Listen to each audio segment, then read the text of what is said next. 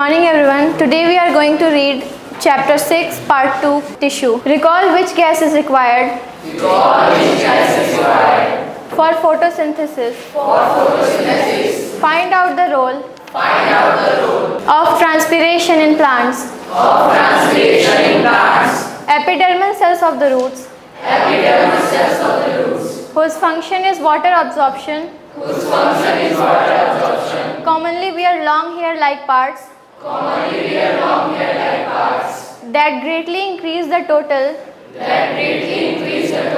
absorptive surface area. In some plants, like desert plants, epidermis has a thick waxy coating of cutin, chemical substance with waterproof quality. On its outer surface. Can we think of a reason for this? Is the outer layer of a branch of a tree different from the outer layer of a young stem? As plants grow older, the outer protective tissue undergoes certain changes. A strip of secondary meristem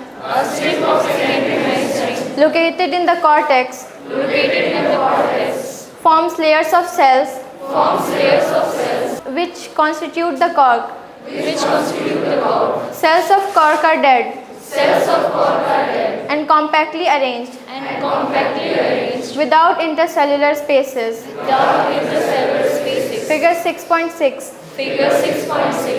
They also have a substance called suberin in their walls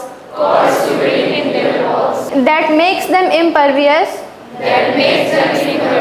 to gases and water. Protective tissue. Cork cells. Ruptured epidermis. Complex permanent tissue. The different types of tissues we have discussed until now are all made of one type of cells which look like each other. Such tissues are called simple permanent tissue. Yet another type of permanent tissue is complex tissue. Complex tissues are made of more than one type of cells. All these cells coordinate to perform a common function. Xylem and phloem are examples of such complex tissues. They are both conducting tissues and constitute a vascular bundle. Vascular tissue is a distinctive feature of the complex plants, one that has made possible their survival in the terrestrial environment. In figure 6.3, showing a section of steam, can you see different types of cells in the vascular bundle? Xylem consists of tracheids, vessels, xylem parenchyma, and xylem fibers. Tracheids and vessels have thick walls, and many are dead cells. When mature, tracheids and vessels are tubular structures. This allows them to transport water and minerals vertically. The parenchyma stores food. Xylem fibers are mainly supportive in function. Phloem is made up of 5 types of cells. Sieve cells, sieve tubes, Companion cells, phloem fibers and the phloem parenchyma. Figure 6.7d. Sieve tubes are tubular cells with perforated walls. Phloem transports food from leaves to other parts of the plant. Except phloem fibers, other phloem cells are living cells. Questions. Name types of simple tissues. Where is apical meristem found? Which tissue makes up the husk of coconut? What are the constituents of phloem? Animal tissues. When we breathe, we can actually feel the movement of our chest. How do these body parts move? For this we have specialized cells called muscle cells. Figure 6.8. The contraction and relaxation of these cells result in movement. During breathing we inhale oxygen. Where does this oxygen go? It is absorbed in the lungs and then is transported to all the body cells through blood. Why would cells need oxygen? The functions of mitochondria we studied earlier provide a clue to this question. Blood flows and carries various substances from one part of the body to the other. For example, it carries oxygen and food to all cells. It also collects waste from all parts of the body and carries them to the liver and kidney for disposal. Blood and muscles are both examples of tissues found in our body. On the basis of the functions they perform, we can think of different types of animal tissues, such as epithelial tissue,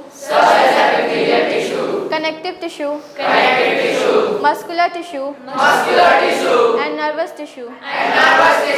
Blood is a type of connective tissue, and muscle forms muscular tissue. Epithelial tissue. The covering or protective tissues in the animal body are epithelial tissues. Epithelium covers most organs and cavities within the body. It also forms a barrier to keep different body systems separate. The skin, the lining of the mouth, the lining of blood vessels, lung alveoli, and kidney tubules are all made of epithelial tissue. Epithelial tissue cells are tightly packed and form a continuous sheet. They have only a small amount of cementing material between them and almost no intercellular spaces. Obviously, anything entering or leaving the body must cross at least one layer of epithelium. As a result, the permeability of the cells of various epithelia play an important role in regulating the exchange of materials between the body and the external environment and also between different parts of the body. Regardless of the type, all epithelium is usually separated from the underlying tissue by an extracellular fibrous basement membrane. Different epithelia, figure 6.9, show differing structures that correlate with their unique functions. For example, in cells lining, blood vessels or lung alveoli, where transportation of substances occurs through a selectively permeable surface, there is a simple flat kind of epithelium. This is called the simple squamous epithelium. Squama means scale of skin.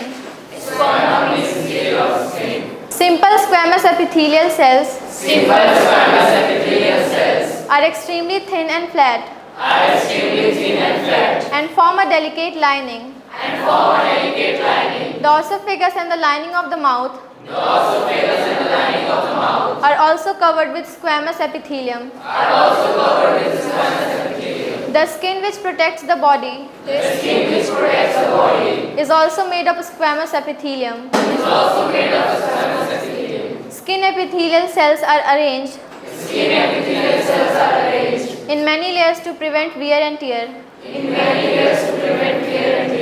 Since they are arranged in a pattern of layers, the epithelium is called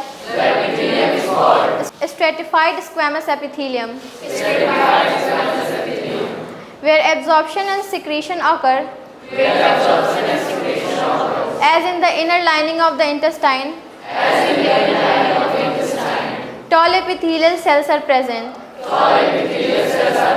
This columnar, meaning pillar-like, epithelium facilitates movement across the epithelial barrier. In the respiratory tract, the columnar epithelial tissue also has a cilia, which are hair-like projections on the outer surfaces of epithelial cells. These cilia can move, and their movement pushes the mucus forward to clear it. This type of epithelium is the ciliated columnar epithelium. Thank you, everyone.